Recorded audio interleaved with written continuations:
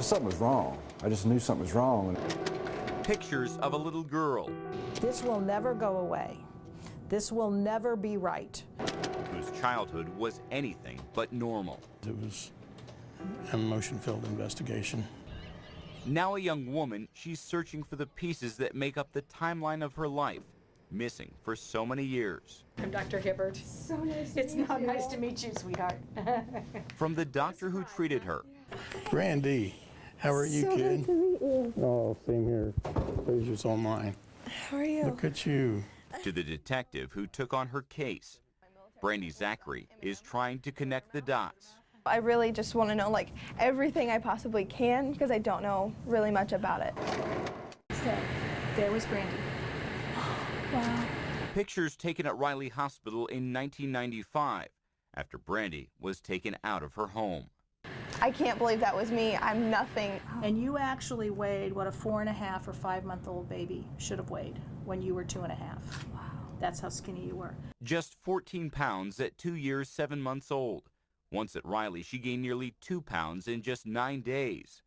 In the thousands of cases of abuse and neglect Dr. Roberta Hibbert has handled, this remains one of the worst.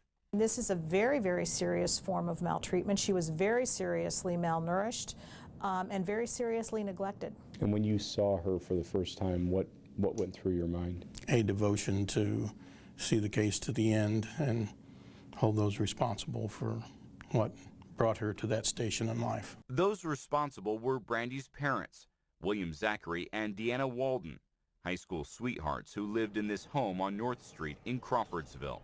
Their normal way of babysitting was putting Brandy in the closet. A filthy, locked closet. Along with an older brother, they were placed in portable cribs, the mattresses covered in garbage bags. At 2.5, Brandy couldn't walk or talk. She hadn't seen a doctor since she was 6 months old, and she'd been underfed for at least a year. Had you ever seen any case of abuse or neglect this bad? No, quite simply no, and particularly with an easier fix, just feed the kid. Her parents worked opposing day and night shifts. While they slept, one during the day, the other at night, they put the children in the closet so they wouldn't run free. When I read their excuses, like I laughed. I know that sounds strange, but I laughed because I was like, those are the worst excuses I think I've ever heard. Now a 19-year-old college student, Brandy is discovering for the first time firsthand what happened. That really shocked me. Poring over court documents uncovered by 13 Investigates, we went along as Brandy visited her childhood home for the first time since her rescue and helped her find and meet those who made a difference. There were numerous people who helped Brandy get out of this house and get out of a horrific situation. But there was one person, one man in particular, who did something, who spoke up. And he may be the reason why she's here today. Hi. Hi, Brandy. My name's Dean. Dean Balaz was a friend and co-worker of Brandy's biological father. 13 Investigates tracked him down after 17 years. It's been a long time. Oh my goodness. Yeah. Oh my. Dean knew his friend had children but never saw them when he visited the house.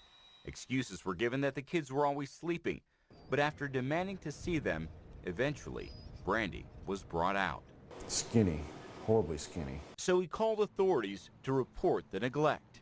I don't think anybody, that if they knew something like that, could not do something. Brandy's biological father and mother were both convicted of felony neglect. He served 2 years in prison. She served 1. Brandy hasn't had contact with him since she was a toddler. But even after it all, their daughter harbors no anger. God did this for a reason, and so now I'm here to try to share my story and help other children. That's why he made sure that it happened to me. He knew I could live through it. Live and thrive. At more than a dozen foster homes, she celebrated Christmas and Easter.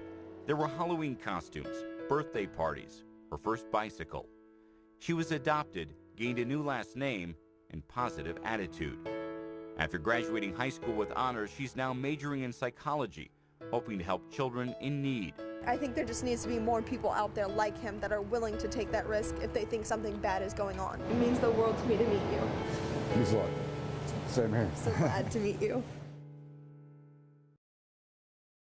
Brandy is not just achieving now, she is excelling. She'll finish an undergraduate degree in just 2 years, this while being legally blind, a lingering effect of the neglect she endured. She and her brother were adopted and grew up together.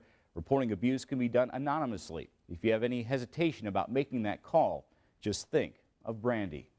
Jeremy Brilliant, Channel 13 Eyewitness News.